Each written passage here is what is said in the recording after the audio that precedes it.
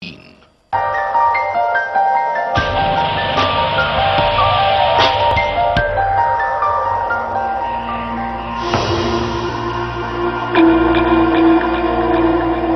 Indian government's education approach has been clumsy and unwieldy. Through the 1960s and 1970s, the focus of the governments in school education was on building infrastructure with little emphasis on teacher training, educational achievements and performance measurement.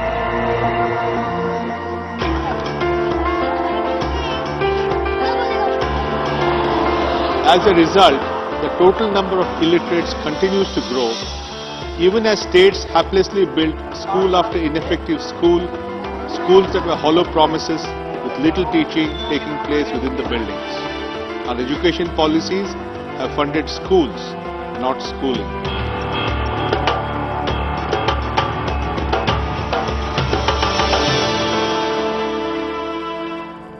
This passage from Nandan Nilekani's Imagining India Ideas for a New Century captures the current crisis in our classrooms. Of an estimated 140 million children in the age group of 6 to 14 in primary schools, 50% cannot read simple words or solve simple arithmetic problems in the 5th grade. Only 58% can read a simple story and 42% can do a division problem. Shameful statistics for a country that aspires to be an intellectual capital. The biggest challenge continues to be the glaring disparity between privately run and government-run schools. One of the major reasons for the dismal state of primary education is placing the control of schools in the hands of the middle government and state bureaucracy, leading to the lack of standardization. There is some reason for hope. In 2000, in his Independence Day speech, Atal Bihari Vajpayee spoke of full literacy by 2010.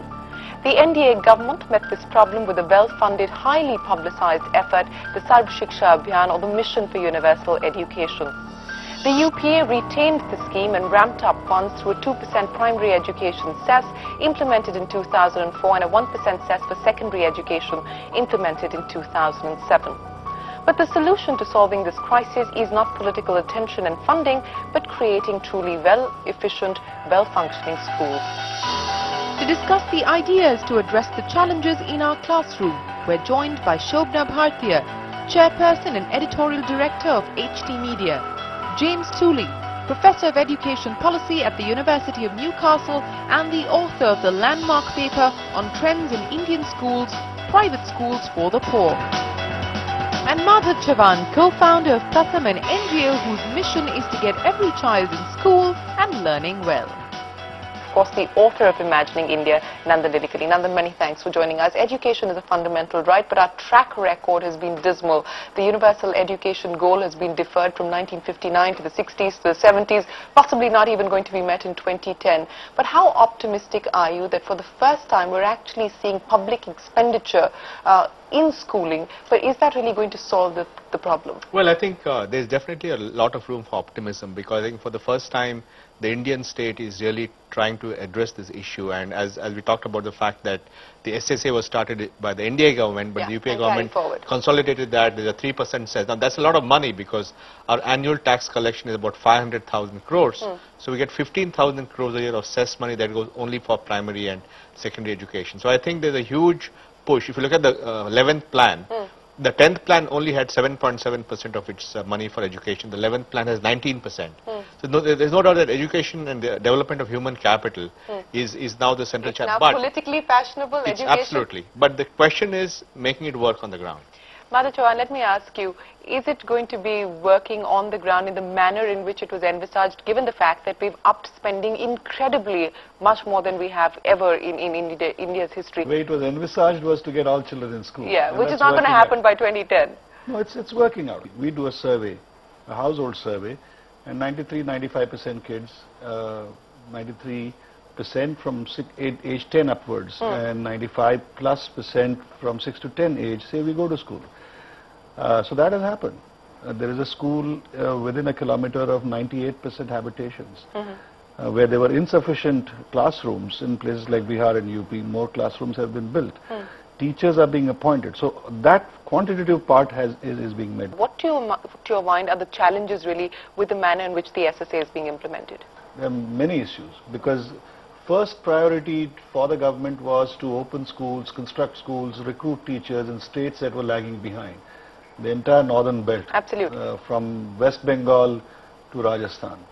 So that's where the money was pumped in. Large amounts of money were pumped in. And the teachers were appointed. There's a whole issue of human capital, as Nanda was saying. Even teachers, do we have good teachers? Because we have a very poor higher education system. Graduates coming out of that are barely literate, really. And so if they have to become teachers, then you have a case where half blinds are teaching other blinds. And then how to retrain these people to make classroom effective. That's the second part. And there is a system somewhere which is centralized, bureaucratic, which is not capable of reforming itself. But, there's no point having a school if teachers don't come to work. And part of the reason is that the schools are not under the local government leadership. They're not under panchayats. They're under some central state administration, and therefore they're not accountable to the locals. So the problem of education is moving from enrollment to quality, from getting people into schools to making sure they're well taught. And that's a huge change. Do you think we've seen a change as far as political support towards education is concerned? Absolutely. I think governments have realized that education does translate into votes. Many state governments, education is a state subject, as we know. So there's been enough emphasis on it, and the budgetary outlays have actually increased fourfolds over the last few years. So the bipartisan support that education receives, that Sarva Shiksha Abhiyan itself has received, is very apparent and it's evident. Then it gets into the realm of how each state actually uses it, and it gets more into a qualitative issue, where certain states are actually doing a lot more than other states are doing. But just in terms of a genre, education is an area which is getting a lot of emphasis. Mother, just a quick point as far as, the different state experience is concerned, because you've got MOUs with about, 14 state governments now. What's the experience been like for you at Pratham? No, our experience is that states that have been backward so far, exception 1 or 2 states, are hungry to perform. I can state Bihar very clearly. Bihar is a huge drive, and you can see that the chief minister downwards, people want to change. What happens is the states that are, shall we say, had achieved universal education in the last decade, let's say the Kerala, and the Maharashtra and the Tamil Nadu, were sort of relaxed. And they were not, even Karnataka for that matter, was late to wake up on what needs to be done quality-wise, because they've reached a point beyond which the government is not thinking. That is all children in school. Give everybody midday meals, send textbooks, so-called teacher training. But what is the next level of quality that you can achieve? Nobody had thought about that. And